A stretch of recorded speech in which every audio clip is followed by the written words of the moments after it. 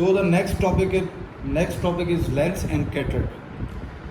So first of all, this is a normal structure of an eyeball. This is a cornea, the transparent structure. This is a sclera, which is an opaque, which is coming from posteriorly to anteriorly, and it's converted into the cornea. So there is a transitional zone between the cornea and the sclera, which is known as a limbus, which is the junction between the sclera and the cornea. After that, the next layer is the choroid, which is known as the vascular pigmented layer. The vascular pigmented layer contains choroid, ciliary body, and the iris. Now there is a posterior segment which is known as the vitreous, and the anterior segment which contain all these structures which are present here. So within the anterior segment we have the most important lecture, which is lens.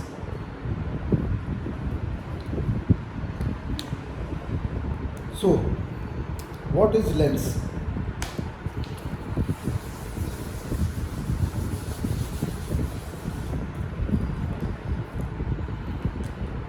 Lens is a transparent biconcave structure which is present in the eye, and main function of the lens is to converge the light rays towards the retina, so we have a normal picture of object.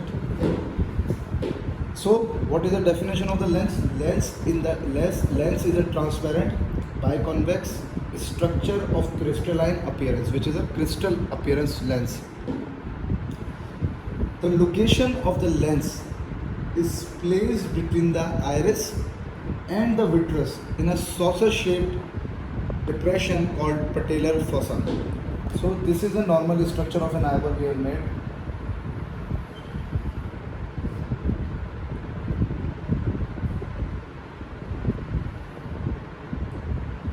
This is the iris, and this is the ciliary body. This is the ciliary body. So there are the zonules. So this is a lens which is present between the iris and the vitreous in a saucer shaped patellar fossa, which is known as a highlight fossa or patellar fossa. So this is the lens.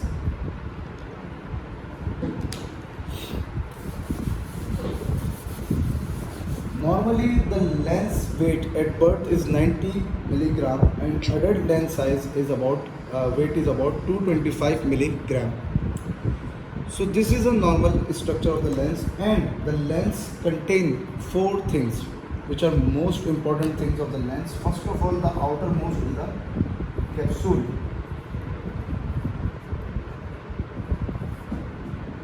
Inside the capsule, within the capsule, there is the epithelium.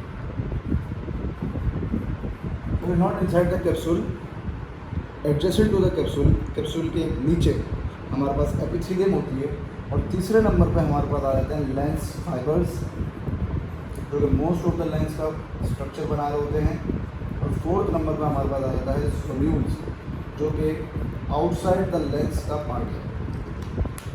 So these are four structures which are present within the lens: capsule, epithelium, lens fiber and the zonules.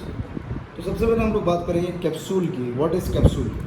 सो ये आप lens देख रहे हैं. अगर हम लोग इसको इस वाले पार्ट को एंटीरियर लगते हैं, इस वाले पार्ट को अगर पोस्टीरियर लगते हैं, तो ये हमारे पास कहलाता है, ये अगर हम लोग इसको थोड़ा सा मैं इसको कर दूँ, ये हमारे पास एंटीरियर कैप्सूल हो गया और ये पोस्टीरियर कैप्सूल हो गया.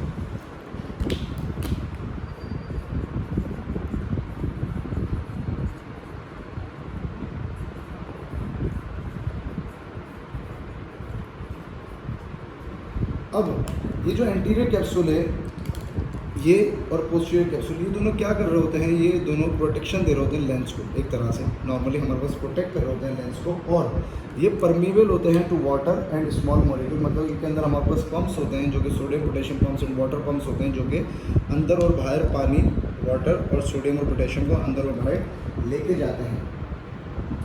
अच्छा, इसी की बेसमेंट मेम्ब्रेन में, सिर्फ और सिर्फ एंटीरियर कैप्सूल की बेसमेंट में, not a posterior capsule. Posterior capsule does not include the epithelium of the lens, only the anterior capsule and its basement membrane. From the anterior capsule basement membrane there are the cuboidal sales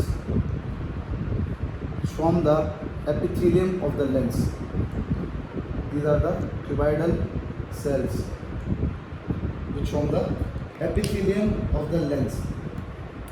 इस epithelium के अंदर सारी metabolic और mitotic activities होती है. मतलब कि हमारे पास जो लेंस फाइबर जो कि तीसरे नंबर का कंपोनेंट है उसको बनाने वाले जो है वो है एपिथेलियम.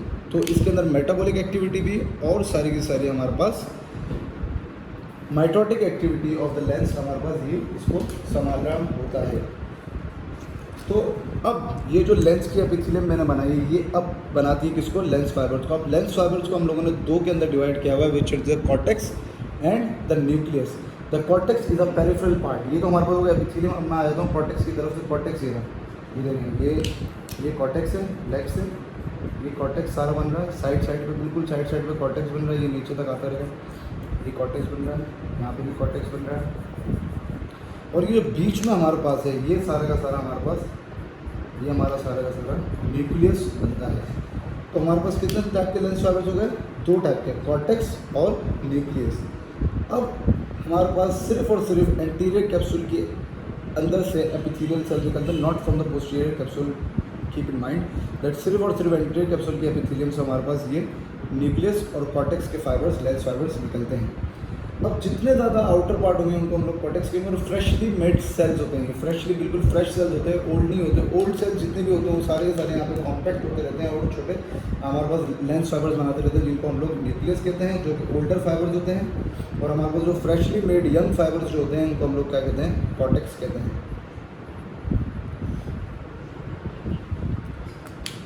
इसके बाद हमारे पास आ जाता है ज़ोन्यूल्स.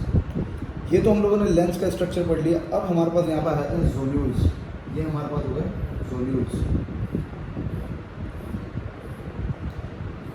ये जो ज़ोन्यूल्स होते हैं इनका मेन काम क्या होता है, इनका मेन काम हमारे पास होता है ड्यूरिंग अकोमोडेशन. ये लेंस की शेप चेंज करते हैं with the help of the contraction of the ciliary body. जब भी हमारे को अकोमोडेट करना होता है, अकोमोडेशन के दौरान हमारे पास लेंस की शेप जो चेंज होती है वो इन ज़ोन्यूल्स की वजह से होती है, जो कि अटैच होते हैं सीलियरी बॉडी के साथ. यहाँ पर हमारे पास सीलियरी मसल्स होते हैं जो कि अटैच करते हैं किसको, ज़ोन्यूल्स को. अब सीलियरी मसल्स हमारे पास ये हो गए, ये हमारे पास ज़ोन्यूल्स हो गए, ये हमारे पास पूरा लेंस का स्ट्रक्चर हो गया. अब अगर हम लोग बात करें कंपोजिशन ऑफ द लेंस की, तो कंपोजिशन ऑफ द लेंस में हमारे पास क्या होता है,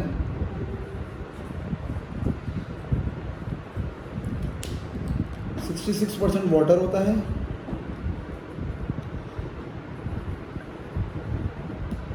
और 34% प्रोटीन्स होती हैं. अच्छा, एक बात याद रहे कि जो इस लेंस के अंदर जो प्रोटीन होती है वो हमारे पास एम्ब्रियोलॉजिकली ड्यूरिंग डेवलपमेंट हमारे पास हमारा इम्यून सिस्टम से छुपी रहती हैं और इम्यून सिस्टम इनको डिटेक्ट नहीं कर पाता, क्योंकि लेंस कैप्सूल के अंदर बंद होती है. तो इनको through out the life capsule के अंदर ही रहती हैं, तो लेंस प्रोटीन को डिटेक्ट नहीं कर पाता हमारा इम्यून सिस्टम. अगर लीक हो जाए या हमारे पास कुछ भी दूसरा मसला हो तो इम्यून सिस्टम इनको डिटेक्ट कर लेता है और वहाँ पे रिएक्शन हो जाता है. तो ये जो प्रोटीन्स है ये छुपी हुई होती है किससे, इम्यून सिस्टम से. तो ये हमारे पास इसकी चीज़. अच्छा, अब अगर हम लोग बात करें मेटाबॉलिज्म की. अच्छा, एक बात बहुत इंपॉर्टेंट है, लेंस जो है वो ट्रांसपेरेंट स्ट्रक्चर है. ट्रांसपेरेंट स्ट्रक्चर की वजह ये है, एक तो इसकी लेंस फाइबर्स की जो मैनेजमेंट है और उसकी जो शेप है लेंस फाइबर्स की वो उसको ट्रांसपेरेंट बना रही थी. दूसरी मेन चीज़ जो ट्रांसपेरेंट बना रही थी वो ये होता है कि इसके अंदर हमारे पास ब्लड नहीं होता. ये एवास्कुलर स्ट्रक्चर है और इस एवास्कुलर स्ट्रक्चर की वजह से इसके अंदर ट्रांसपेरेंसी मेंटेन रहती है. तो अब सवाल ये पैदा होता है कि ब्लड नहीं है तो इसको न्यूट्रिएंट कहाँ से मिल रहा है. तो इस सवाल का जवाब ये है कि जो लेंस है, हमने पढ़ा है कि एक्वस ह्यूमर जो होता है हमारे पास, वो हमारे पास इस लेंस को न्यूट्रिएंट सप्लाई करता है.